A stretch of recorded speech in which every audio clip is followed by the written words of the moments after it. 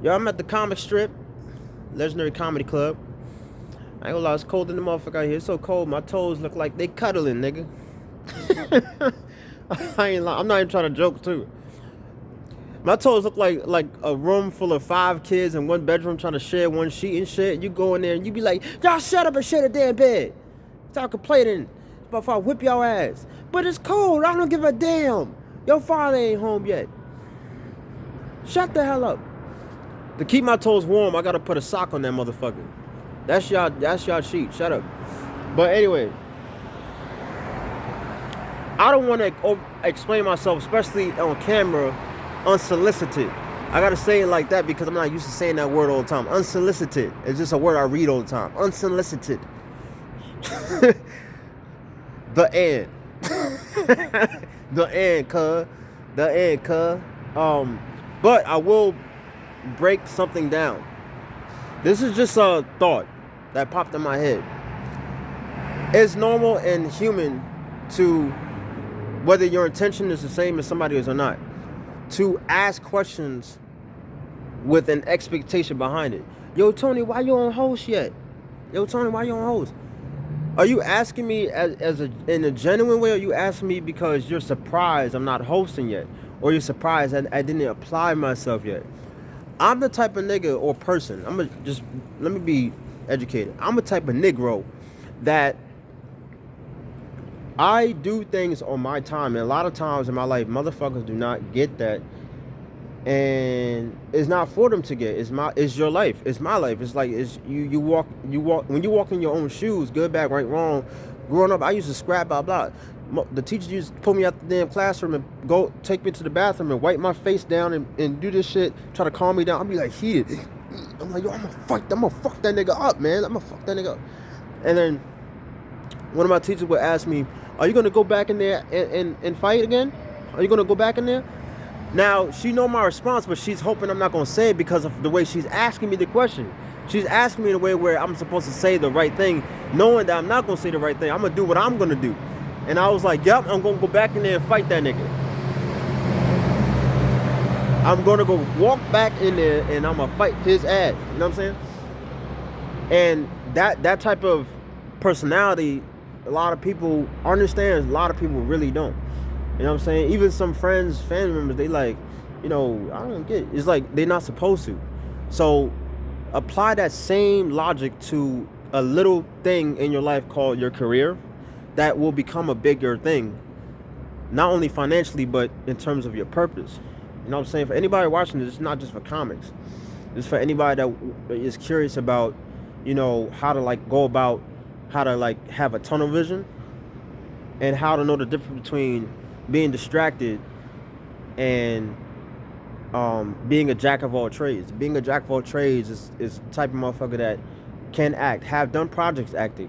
Whether you get paid for it, whether you not get paid. Basically doing what we do, artists, period, all artists, you grind and all that stuff. It's the hardest thing in the world to pursue as a career because it's not handed to you. It's not a thing where you can walk in a comedy club and just say, hey, I would like to perform in front of 3,000 people. Like, you just can't. It does not happen in our world. So when people who are outside of the world ask dumbfounding questions, and they're not their fault because ignorance is bliss, but at the same time it is their fault because they should be curious enough to research the questions they ask.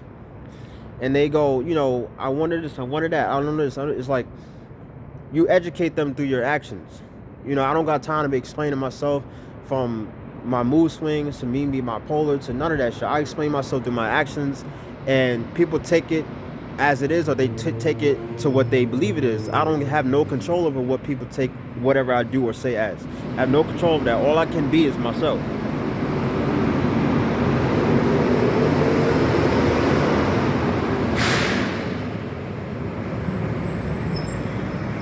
So I'm performing at the comic strip. I gotta go somewhere because this truck louder than a motherfucker. The man got to do his job and get paid and feed his kids. His father, side tripping. Okay, he's leaving. Never mind. Oh, never mind. He's not leaving. I gotta get the fuck out of here. But I might as well bike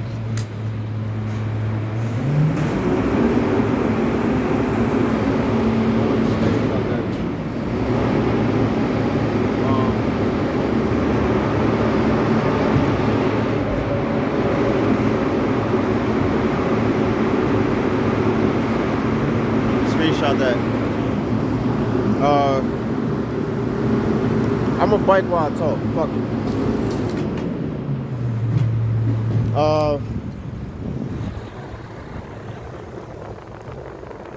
So it's human nature. This is more for like philosophy shit.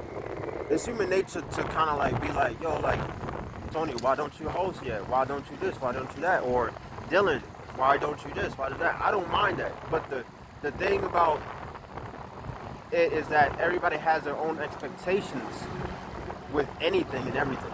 So the best answer is time. For anybody watching, I'm gonna say it again, the best answer is time, nigga. That's the best answer. It's time. And I'm gonna do a video on, and I'm still learning, and it don't matter if you're 5 to 10 years into stand-up. Stand-up is a process, and it's like cooking cake, except it's 30 times slower. A 30 times slower process, depending on you, nigga. So like when I'm doing my stand-up shit, right? And I'm on stage, and I'm they call it cracking jokes. I call it working shit out. I know for a fact that what people look to think that it looks easy, yeah, it could be off the dome. There's times where I definitely did off the dome. I did off the dome comedy, doing stand-up comedy, at least I call it that, for like 2 to 3 years before I even wrote a joke. One joke, nigga. Before I wrote one joke. Before I wrote one joke. I'm doing jokes before I wrote jokes. And then I wrote shit. Get your pussy ass on.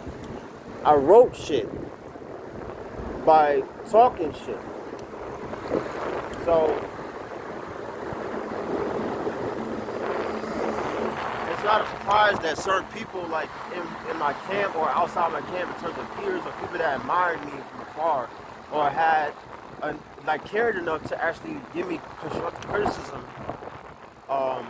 and or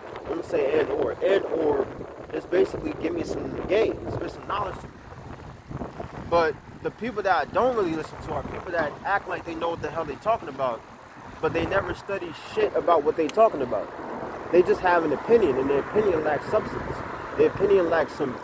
It's like a chicken bone without the meat on it. It's like your shit lacks meat, nigga. Pause. Your shit lacks meat. So people can say whatever the fuck they want about me or you or whatever, but at the end of the day, as long as my shit has some truth to it, if most truth, then you can't be trying to find a way how to make somebody or what they say or do look like it's crazy.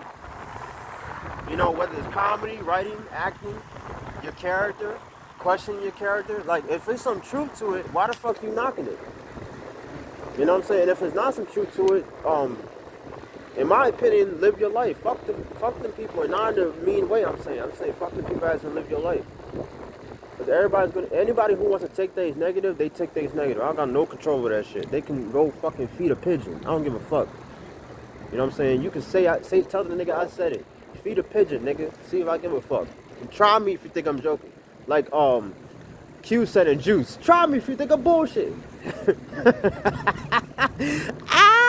That nigga Q was a G. Anyway, so like, let me do a part 2, because I know motherfuckers be hitting me up on my videos. They be like, yo, like, you should post more. I'm like, nigga, I'm a nigga that has a brain that's like a rabbit hole. I don't know what the fuck I'm gonna say and how long it's gonna be.